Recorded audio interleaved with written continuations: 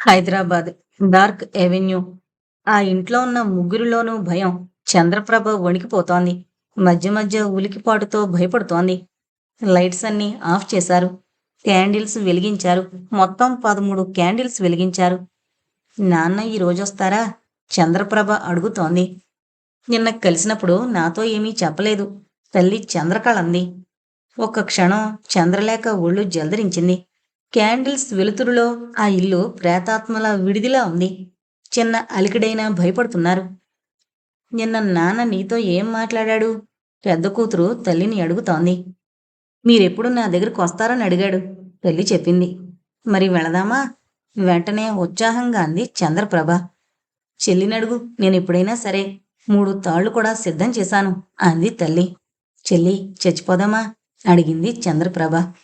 వెంటనే చంద్రలేఖ చూపుడు వేలును పెదవుల మీద పెట్టుకుని కొత్త దెయ్యం వస్తున్నట్టుంది అంది. తన సెల్ ఫోన్లో కెమెరా ఆన్ చేసింది. భయంతో ముడుచుకుపోయింది. తల్లి చంద్రప్రభ కిటికీలకు పేపర్స్ సరిగ్గా అతుకునున్నాయా లేదా అని చెక్ చేసింది. చంద్రలేఖ సెల్ ఫోన్ను బయటకు తీసుకుని వెళ్ళింది. ల్యాప్టాప్ ఓపెన్ చేసి సెల్ను దానికి కనెక్ట్ చేసింది. మెల్లగా బయటకొచ్చింది. ఏవో నీడలు కదులుతున్నట్టున్నాయి. సరిగ్గా అప్పుడే డార్క్ ఎవెన్యూ పరిధిలో ఉన్న పోలీస్ స్టేషన్లో సీఐ టేబుల్ మీదున్న ఫోన్ రింగ్ అయింది. కళ్ళు మూసుకుని కుర్చీలో వెనక్కి వాలిన CI Durjan Kumar land phone receiver ఎత్తాడు. టేబుల్ మీద విస్కీ బాటిల్ ఉంది. Chips, chicken biryani. స్టేషన్ను బారులా, లాకప్ను బెడ్రూమ్లా వాడుకునే నీచ మనస్తత్వానికి కేర్ ఆఫ్ చిరునామా దుర్జన్ కుమార్. ప్రతి క్షణం తమ సీబీఐని తిట్టుకుంటూనే ఉంటారు స్టేషన్లోని సిబ్బంది. కానీ క్రమశిక్షణ ఎక్కువగా ఉండే శాఖలో మౌనంగా భరిస్తున్నారు. ఎప్పుడో ఒకప్పుడు ఎవరో ఒకరు ఇలాంటి వాళ్లను శిక్షిస్తారని వారి నమ్మకం. ఇంకా దుర్జన్ కుమార్కు మందు తాలూకా కిక్కు దిగలేదు. ఎవర్రా ఇంత రాత్రిపూట ఫోన్ చేసి నా విస్కీ కిక్కు కక్కుకునేలా చేసింది? స్టేషన్లో ఒక్క నొక్కు నొక్కానంటే కిక్కురుమనకుండా చేస్తావు. తన సహజమైన భాష మొదలుపెట్టాడు. అవతల వైపు నుంచి కంఠంలో తీవ్రత ఒక్క క్షణంలో గమనించి, సార్ మీరా, సారీ సార్ అంటూ అటెన్షన్లోకొచ్చాడు. ఆ పని మీదే ఉన్నాను సార్. చట్టము, శిక్ష, లాభము, కక్ష అని ఓ వెకిలి నవ్వు నవ్వాడు. అవతల వ్యక్తి 5 నిమిషాలు మాట్లాడాడు. తర్వాత ఫోన్ పెట్టేశాడు. అదే సమయంలో ఆ పోలీస్ స్టేషన్కు అంత అర్ధరాత్రి వేళ ఒక అమ్మాయి ఆయాసంతో వగరుస్తూ పరిగెత్తుకునొచ్చింది. ఆమె మొహమంతా చెమట. భయం భయంగా వెనక్కు చూస్తోంది. స్టేషన్ ముందు సెంట్రీ డ్యూటీలో ఉన్న వహీద్ ఆ అమ్మాయి వంక చూశాడు. ఆమె ప్రమాదంలో ఉందని అర్థం చేసుకున్నాడు. ఏమైందమ్మా? ఎవరైనా తరుముతున్నారా? ఆమె పరిగెత్తుకొచ్చిన వైపు చూస్తూ అన్నాడు. ఆ అమ్మాయి అవును అన్నట్టు భయంగా తలూపింది. ఎవరు? తన తుపాకీని సరిచేసుకుని అడిగాడు వహీద్. మా ఇంట్లో అంటూ అతడిని తోసుకుని లోపలికొచ్చింది. ఓ మూలనున్న కూజలోని నీళ్లను తలమీదుగా పోసుకుంది. చేతులు వణుకుతున్నాయి. కూజ నేలజారి భొళ్ళున శబ్దం చేసి పగిలిపోయింది. ఆ శబ్దానికి స్టేషన్లో కునికిపాట్లు పడుతున్న స్టేషన్ రైటర్, అప్పుడే మందుమత్తులో నుంచి బయటకొచ్చిన సీఐ దుర్జన్ కుమార్ ఉలిక్కి పడ్డారు. వహీద్ లోపలికి పరిగెత్తుకునొచ్చాడు. కూజాలోని నీళ్లు మొత్తం ఆమె శరీరాన్ని తడిపేశాయి. ఏయ్, ఎవరు నువ్వు? స్నానం చేయడానికి ఇదేమైనా బాత్రూమ్ అనుకున్నావా? కోపంగా అన్నాడు దుర్జన కుమారు. మా ఇంట్లో దెయ్యం దెయ్యం నన్ను రేప్ చేయడానికి వెంటాడుతోంది. ఒక్కో మాట కూడదీసుకుని చెప్పింది.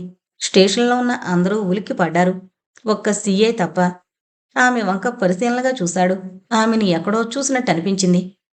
నువ్వు నువ్వు ఆ పిచ్చిపిల్ల చంద్రప్రభవు కదూ అన్నాడు సీఐ. వెంటనే టేబుల్ మీదున్న పేపర్ వెయిట్ను దుర్జన కుమార్ తలకేసి కొట్టిందామె. అది కొద్దిలో మిస్ అయింది. దుర్జన కుమార్ తలను రాసుకుంటూ వెళ్ళింది. బా అని అరిచాడు. కొద్దిగా రక్తం వస్తోంది. చంద్రప్రభ మా అక్క. నా పేరు చంద్రలేఖ. మా అక్క పిచ్చిదేం కాదు ఉక్రోషంగా అంది. వహీదు ఏదో చెప్పబోయాడు. మరో కానిస్టేబుల్ చంద్రలేఖను పట్టుకోబోయాడు. దుర్జన కుమార్ కానిస్టేబుల్ను వారించాడు. వద్దు, తననేమీ అనద్దు, కొద్దిగా అని చెయ్యి చూపెట్టి లూజ్ అన్నట్టు సైగ చేశాడు. చంద్రలేఖ వంక చూసి పద, నేనొస్తాను, ఆ దెయ్యం సంగతి చూస్తాను అన్నాడు తల మీద కట్టిన బొప్పిని రాసుకుంటూ. సార్, మమ్మల్ని రమ్మంటారా? అదసలే అడవి, ప్రమాదకరమైన ఏరియా. అందులోనూ ఈ అమ్మాయి. వహీదు ఏదో చెప్పబోయాడు. వద్దు, నేనొక్కడనే వెళ్తాను. ఒకవేళ ఈ అమ్మాయి చెప్పినట్టు దెయ్యాలో మనుషులో ఉండొచ్చు. మీరు ఇక్కడే ఉండండి. స్టేషన్కొచ్చి ఆపదలో ఉన్నాం కాపాడండి అని అడిగిన వాళ్లను కాపాడడం నా విధి అంటూ చంద్రలేఖ వైపు చూసి పద అన్నాడు. చంద్రలేఖ బుల్లెట్ మీద దుర్జన్ కుమార్ వెనక కూర్చుంది. కావాలనే జీపు తీసుకు వెళ్లలేదు దుర్జన్ కుమార్. బుల్లెట్ గాలిని చీల్చుకుని వెళుతున్నట్టు వెళుతోంది. దుర్జన్ కుమార్ ఒళ్ళు వేడెక్కడం మొదలుపెట్టింది. సరిగ్గా కొన్ని రోజుల క్రితం చంద్రప్రభ ఇలానే తన స్టేషన్కొచ్చింది. తనని ఎవరో రేప్ చేయడానికి ప్రయత్నిస్తున్నారని చెప్పింది. అప్పటికే డార్క్ అవెన్యూ గురించి, ఆ కుటుంబం గురించి వదంతులు మొదలయ్యాయి. దానిని ఆసరా చేసుకుని చంద్రప్రభను డార్క్ అవెన్యూ పరిసరాలకు తీసుకొచ్చాడు. దారుణంగా రేప్ చేశాడు. ఎవరికైనా చెబితే ఆత్మలు కుటుంబాన్ని పీక్కు తింటాయని భయపెట్టాడు. ఒక రకమైన ఉన్మాద స్థితిలో ఉన్న చంద్రప్రభ భయపడిపోయింది. చంద్రప్రభను రేప్ చేయడం వల్ల తనకు మరొక లాభం కూడా డబ్బు రూపంలో వచ్చి చేరింది. ఇప్పుడు చంద్రలేఖ. ఈ ఆలోచన దుర్జన్ కుమార్ను వేడెక్కిస్తోంది. డార్క్ అవెన్యూ పరిసరాల్లోకొచ్చింది బుల్లెట్. అంతా నిర్మానుష్యంగా ఉంది. డార్క్ అవెన్యూ భయంతో ఉండే కొద్దిపాటి జన సంచారం కూడా లేదు. పైగా రాత్రివేళ శివారు ప్రాంతం. కనుచూపు మేరలో డార్క్ అవెన్యూ చీకటి రహస్యాలను తనలో దాచుకున్నట్టు క్యాండిల్ లైట్ వెలుతురులో బుల్లెట్ ఆపి స్టాండ్ వేశాడు. చంద్రలేఖ భుజం మీద చేయి వేశాడు. దెయ్యం లోపలుంది.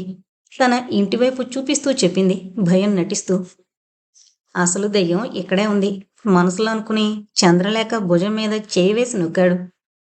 నువ్వు కూడా దెయ్యానివేనా? భయం నటిస్తూ అడిగింది చంద్రలేఖ. మగదెయ్యాన్ని అని చంద్రలేఖను నేల మీదకి నెట్టేశాడు. చంద్రలేఖ తాపీగా తడిగా ఉన్న చీరను విప్పేసింది.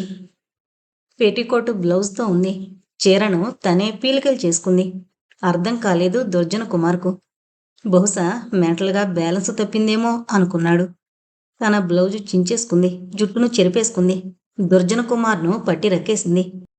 ఆ ప్రయత్నంలో దుర్జన కుమార్ చేతులు చంద్రలేఖ మెడను చుట్టేశాయి.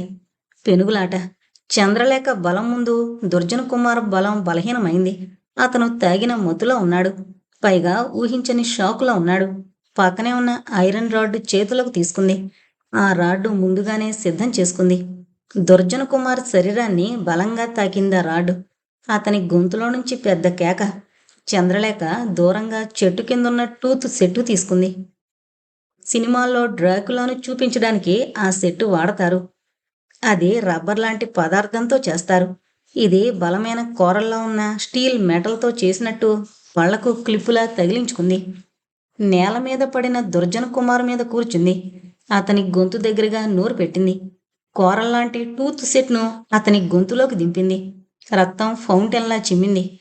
కొద్ది క్షణాలు ఆలస్యమైన ప్రాణాలు గాల్లో కలిసిపోయేవి.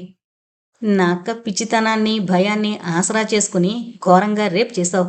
అందుకు నీకు విధిస్తున్న శిక్షిది. మనసులో అనుకుని ఇంకా వాడి అయిన పళ్లను గొంతులోకి దింపబోయింది. అప్పుడే ఎవరో తనను భుజాలు పట్టి పైకి లేపడం గమనించింది. అప్పటికే స్పృహ తప్పి పడిపోయాడు దుర్జన్ కుమార్. చాలు బెహన్, నువ్వు ఆ పాపాత్ముడికి విధించిన శిక్ష చాలు, ఇంటికి వెళ్ళిపో. ఎదురుగా వహీద్.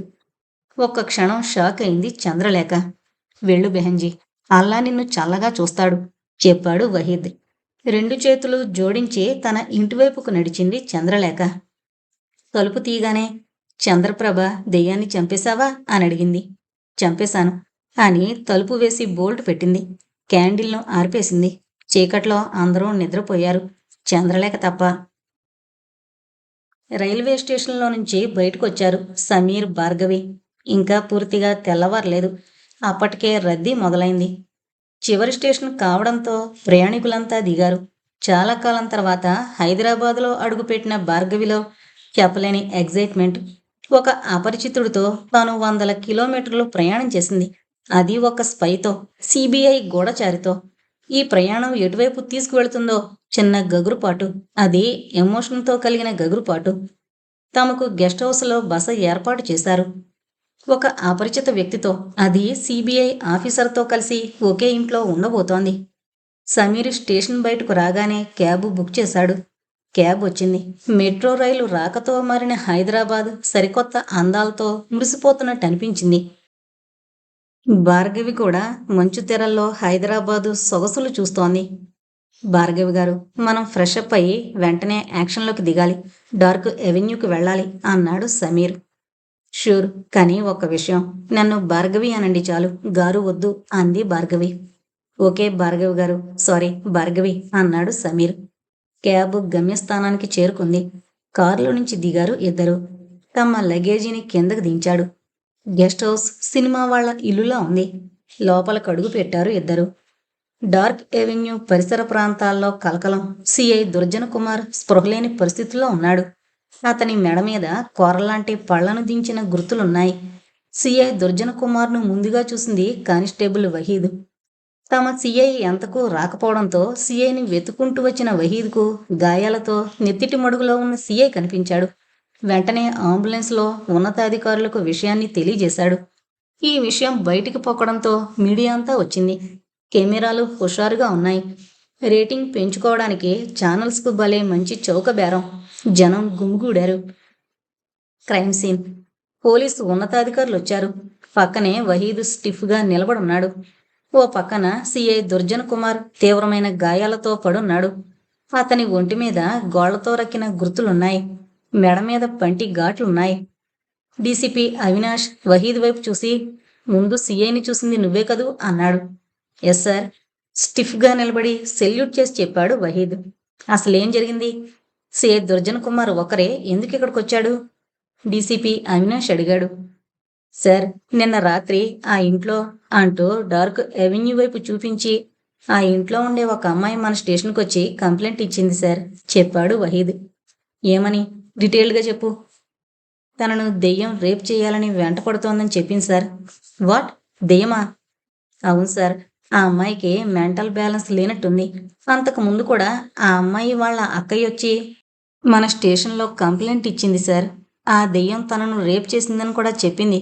ఆ అమ్మాయిని పరీక్షించి డాక్టర్ ఆ అమ్మాయికి మతిస్థిమితం లేదని చెప్పడంతో ఆ కేసు క్లోజ్ అయింది సార్. మళ్ళీ నిన్న రాత్రి అలాగే ఇంకో అమ్మాయి వచ్చింది సార్. మన సిఐ సారు ఆ అమ్మాయిని తనే ఇంటి దగ్గర దిగబెట్టి విషయం ఏంటో తెలుసుకుంటానని స్వయంగా బుల్లెట్ మీద అనే పదం నొక్కి చెబుతూ తీసుకువెళ్లారు సార్. ఆ తర్వాత ఎంతకు సిఐ సార్ రాకపోవడంతో అనుమానంతో సార్ను వెతుక్కుంటూ వచ్చేసరికి సిఐ సార్ ఇలా కనిపించారు సార్. దెయ్యం దెయ్యం అంటూ అనడం కూడా వినిపించింది సార్. ఆ అమ్మాయి కూడా దెయ్యం దెయ్యం అని అరుస్తూ లోపలికి పరిగెత్తి బోల్ట్ పెట్టుకుంది సార్. వెంటనే మీకు ఇన్ఫర్మేషన్ ఇచ్చాను సార్, చెప్పాడు. స్క్రీన్ ప్లేను సినిమా డైరెక్టర్కు స్టోరీ రైటర్ చెప్పినట్టు. అప్పటికే అంబులెన్స్ వచ్చింది. ఫోరెన్సిక్ నిపుణులు వచ్చారు. డీసీపీ అవినాష్ క్రైమ్ సీన్ ప్రదేశాన్ని నిశితంగా పరిశీలించాడు. డార్క్ ఎవెన్యూ వైపు చూశాడు. శ్మశానంలో కాలుతోన్న చితిలా ఉంది ఆ ఇల్లు. అటువైపు అడుగులు వేశాడు. మీడియా కూడా అటువైపు పరుగులు పెట్టింది. సరిగ్గా అప్పుడే అక్కడికో క్యాబ్ వచ్చి ఆగింది. అందులో నుంచి సమీర్, భార్గవి దిగారు. అక్కడున్న హడావిడిని చూశారు. అంబులెన్స్లోకి దుర్జన కుమార్ను స్ట్రెచ్చర్ మీద ఎక్కిస్తున్నారు. సమీర్ ముందుకు నడిచాడు. భార్గవి సమీర్ను అనుసరించింది. చాలా కాలం తర్వాత తన స్నేహితురాల్ని ఒక అపరిచితురాలిగా పరిచయం చేసుకోబోతోంది. చూడకూడని పరిస్థితుల్లో చూడబోతోంది. మీడియా, పోలీస్ అధికారులు, జనం డార్క్ ఎవెన్యూ దగ్గర నిలబడున్నారు. పోలీసులు తలుపు తట్టారు. చాలాసేపటి వరకు తలుపు తెరుచుకోలేదు. సార్, తలుపులు తెరవడం లేదు, ఏం చేద్దాం? డీసీపీ అవినాష్ని అడిగాడు ఒక పోలీస్ అధికారి. సరిగ్గా అప్పుడే మెల్లగా ఒక తలుపు కొద్దిగా తెరుచుకుంది. ఆ తలుపు సందులో నుంచి ఒక తల బయటకొచ్చింది. బయట నిలబడి ఉన్నవారి వైపు భయంగా చూస్తూ, ఎవరు మీరు? మీరెందుకొచ్చారు? ఆ సైతాన్ పంపించాడా? భయంగా కళ్ళు పెద్దవి చేసి అడిగింది చంద్రప్రభ. ముందు మీరు తలుపు తెరవండి, లేదంటే తలుపులు బద్దలు కొట్టాల్సి వస్తుంది. డీసీపీ అవినాష్ తన అధికార దర్పం చూపించాడు. అలా అయితే నేను మా దెయ్యాలతో చెబుతాను, మీతో పచ్చి అని చంద్రప్రభ తలుపు వేయబోయింది.